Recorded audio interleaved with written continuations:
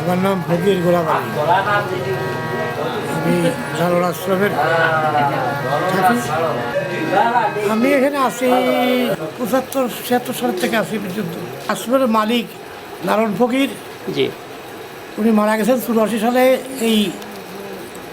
এই জায়গায় 8 শতক জায়গা উনি দান করে গেছেন এবং রেজিস্ট্রি দলিল করে। সেই জায়গার পরে আমরা বর্তমানে এমন উৎসব কারা আমরাই আছি পরিচালনা। আমার মেয়ে আছে লালন একাডেমি। আর সপ্তাহে শুক্রবারে বহুত লোক আছে। আর প্রতি বছর 3টে অনুষ্ঠান করি।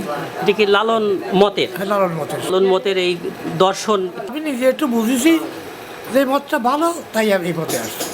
করেন। এদের দুটো সেবা দেওয়ার জন্য আহ্বান করি।